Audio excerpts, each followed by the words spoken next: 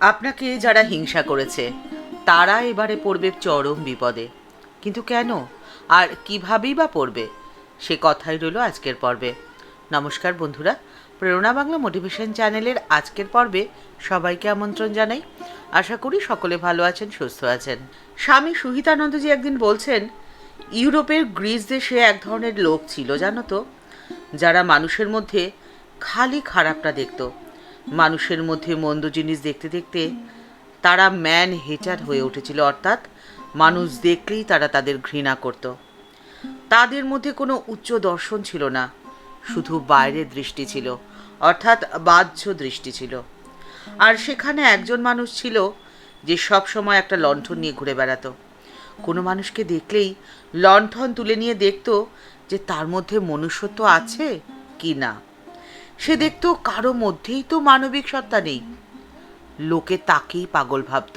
আপনাকে যারা দিনের পর দিন হিংসা করছে, একবার ভেবে দেখুন তো যে তারা কেন আপনাকে হিংসা করছে। হিংসা করার মতো কিছু আছে নিশ্চয়ই আপনার মধ্যে, যা তাদের মধ্যে নেই। সেই জন্যেই আপনি হিংসার পাত্র হয়ে উঠেছেন। তারা আপনার সমালোচনা করছে। সমালোচনা করার জন্য কোনো যোগ্যতার প্রয়োজন হয় না, এই কথাটি সবসময় জানবেন। কিন্তু সমালোচিত হওয়ার জন্য যোগ্যতার প্রয়োজন হয়। আপনার মধ্যে এমন কিছু বিশেষত্ব আছে যার জন্যে আপনি সমালোচিত হয়েছেন। আর যারা আপনাকে হিংসা করছে তারা ঠিক সেই পাগলটির মতো লণ্ঠন হাতে রাস্তায় রাস্তায় মানুষের মনুষ্যত্ব খুঁজে বেড়াচ্ছে, কিন্তু খুঁজে তারা পাচ্ছে না, কারণ খুঁজে দেখার মতো চোখই তাদের তৈরি হয়নি। স্বামী সুহিতানন্দজি বলছেন, বুঝলে আমাদের মধ্যে একটা দর্শন রয়েছে। আমরা মানুষের মধ্যে দুটি সত্তা আছে এটি জানি, একটি রূপ আর একটি সনাতন। মানুষের রূপের তো পরিবর্তন হয়, ভালো হয় মন্দ হয়, কিন্তু তার সনাতন সত্তা ডিভিনিটি সেটি তো চিরকাল একভাবে জ্বলজ্বল করে। তাই আমরা কাউকে ঘৃণা কখনো করতে পারি না।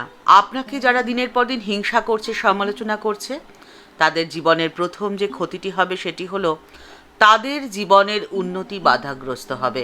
আপনার প্রতি যে যতই ঘৃণার ভাব পোষণ করুক না কেন, তাদের কাজ তাদেরকে করতে দিন। আপনার তাতে কিচ্ছু আসবে যাবে না। তাদের কর্মফল তারাই ভোগ করবে।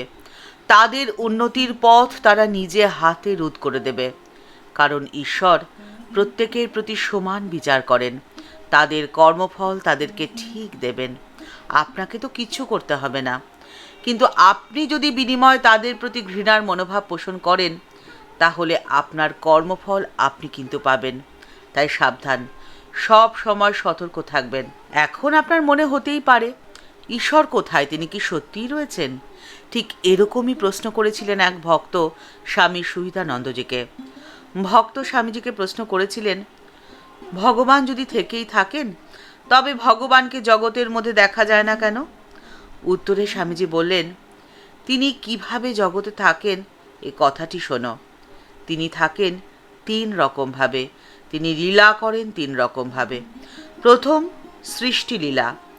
ব্রহ্ম নিজে এই জীব জগৎ সেজে লীলা করছেন, সম্পূর্ণরূপে আত্মবিস্মৃত হয়ে, মায়াধীন হয়ে, আর তখন নিজের পূর্ব কর্মফলে সংসার ভোগ করেন। সমষ্টির কাছে প্রার্থনায় জীব স্বস্বরূপে ফিরতে পারে। দ্বিতীয় হলো নরলীলা। অবতার রূপে শ্রীকৃষ্ণ, বুদ্ধ, শ্রীচৈতন্য, শ্রীরামকৃষ্ণ পরমহংসদেব হয়েছেন। আর 3 নম্বর হলো নিত্যলীলা। আনন্দময় কোষে অবস্থান, চিন্ময় শ্যাম, চিন্ময় ধাম, নিত্য বৃন্দাবন। ব্রহ্ম যেন আঙ্গুল হয়ে নিজের দেহকে দেখছেন, আর ঠিক তখনই তো অখণ্ডের মধ্যে আপনি নিজের অস্তিত্বকে অনুভব করতে পারবেন। অখণ্ডের মধ্যে আপনি অংশমাত্র। এই অনুভবই আপনাকে সবসময় আনন্দিত করে রাখবে। আপনাকে যে যতই হিংসা করুক না কেন, আপনার ক্ষতি তারা যতই চাক না কেন, আপনার ক্ষতি করার পরিবর্তে দ্বিতীয় যে ক্ষতিটি তাদের হয়ে যাবে নিজের অজান্তেই, সেটি হলো তাদের মানসিক শান্তি বিঘ্নিত হয়ে যাবে। মন হয়ে থাকবে সবসময় অশান্ত, অস্থির। আর অশান্ত বা অস্থির মনে কোনো কাজই তো পারফেক্ট হবে না। তাদের কাজে যেমন পারিপাট্য থাকে না, সৌন্দর্য থাকে না, ঠিক সেভাবেই তাদের জীবনও হয়ে যাবে অগোছালো, এলোমেলো। আপনার তো তাতে কিছু করার নেই। আপনি আপনার মনকে শান্ত রাখুন। আপনার সমালোচনা করে, আপনাকে হিংসা করে আপনার জীবনের উন্নতি রোধ করা তাদের পক্ষে অসম্ভব। আপনার ক্ষতি চেয়ে আপনাকে হিংসা করে আপনার সমালোচনা করতে করতে তৃতীয় যে ক্ষতিটি তাদের হয়ে যাবে সেটি হলো, আপনি লক্ষ্য করে দেখবেন যে ধীরে ধীরে তাদের শারীরিক শক্তি ক্ষয় হয়ে যাচ্ছে। আমাদের শারীরিক চালনা শক্তি নিহিত রয়েছে আমাদের মনের মধ্যে। মনের অস্থিরতা শারীরিক দুর্বলতার কারণ হয়ে থাকে। তাই জন্য মনকে সবসময় সতেজ এবং প্রফুল্ল রাখতে বলেছেন ঠাকুর শ্রীরামকৃষ্ণ পরমহংসদেব। ঠাকুর বলছেন, প্রতিদিন সন্ধেবেলায় হাততালি দিয়ে তার নাম গুণগান করতে হয় গো। দেহ একটি গাছ, আর সেই গাছের মধ্যে রয়েছে অনেক বাপ পাখি। হাততালি দিলে যেমন গাছ থেকে সমস্ত পাখি উড়ে পালিয়ে যায়, ঠিক সেরকমভাবে হাততালি দিয়ে তার নাম গুণগান করলে দেহবৃক্ষ থেকে সমস্ত পাপ পাখি পালিয়ে যায়। তাই সদা সর্বদা তার নাম গুণগান করবে। ঠাকুর বলছেন, তার নাম গুণগান করো, কিন্তু তাকে বিচার করতে যেও না, কারণ তাকে বিচার করা যায় না। যার যেমন বুদ্ধি সে তেমন বুদ্ধি দিয়েই তাকে বিচার করতে যায় আর ভাবে যে সে বুঝি সবটা জেনে ফেলেছে। একটা পিঁপড়ে চিনির পাহাড়ের কাছে গেছিল। সেই চিনির পাহাড়ের থেকে একটি দানা খেয়েই সেই পিঁপড়ের পেটটি ভরে গেল, আর পিঁপড়েটি মনে করলো বুঝি সম্পূর্ণ পাহাড়টি সে নিয়ে যেতে পারবে তার ঘরে। আপনার যারা সমালোচনা করছে, আপনাকে যারা হিংসা করছে, তারা বাস্তবে কতটা মূর্খ ঠাকুর তা চোখে আঙ্গুল দিয়ে দেখিয়ে দিলেন। তারা মনে করছে তারা বোধহয় সব জেনে গেছে, কিন্তু তারা তো আসলে সেই পিঁপড়েটির মতো ভ্রমের মধ্যে বসবাস করছে। তাই আপনার তো কিছুই করার নেই, আপনি শুধু চুপচাপ নিজ কর্মে মনোনিবেশ করুন। আপনাকে যারা হিংসা করে চলেছে দিনের পর দিন, তাদের চতুর্থ যে ক্ষতিটি হবে সেটি সব থেকে ভয়ঙ্কর। তাদের মনের মধ্যে ঋণাত্মক শক্তি এতটাই বেড়ে যাবে যে তারা কারোর সাথে সদ্ভাব রাখতে পারবে না। পারস্পরিক কলহ এবং বিবাদে জড়িয়ে পড়ে তাদের জীবন হয়ে যাবে অস্থির, অশান্ত। ঠাকুর শ্রী রামকৃষ্ণ পরমহংসদেব একদিন মণিমল্লিককে বলছেন, দেখো আকাশকেই তো আমরা ঠিক দেখি না, দেখে মনে হয় আকাশ যেন মাটিতে লোটাচ্ছে। তাহলে মানুষকে আমরা কেমন করে ঠিক দেখবো বলো তো? সংসারীরা কেমন কোঁদল করে দেখো না, কি নিজে তারা কোঁদল করে তার কোনো ঠিক ঠিকানা নেই। কোঁদলটি কেমন হয় বলো তো? তোর অমুক হোক, তোর অমুক করি, কত চেঁচামেচি, কত গালাগাল, কিন্তু শেষে সবই যে সেই শূন্য।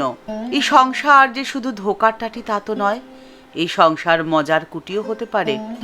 যদি তার দিকে মনটি রেখে এই সংসারের সব কাজ করতে থাকো, তাহলে দেখবে এই সংসারটি কেমন মজার টাটি হয়ে যায়। তাই ঈশ্বরের চরণে আপনার মনটি রেখে আপনি আপনার নিজ কর্মে মনোনিবেশ করুন। কে আপনাকে হিংসা করলো, কে আপনার সমালোচনা করলো, কে আপনার নামে কি বলল, তা দিয়ে আপনার কিচ্ছু হবে না।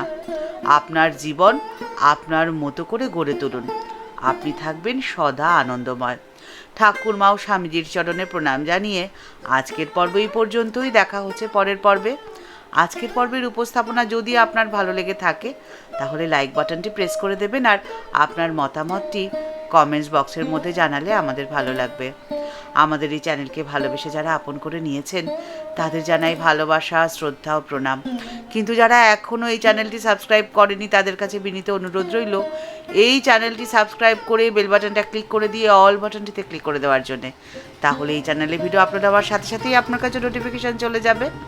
সবাই ভালো থাকবেন, সুস্থ থাকবেন। দেখা হচ্ছে পরের পর্বে। নমস্কার।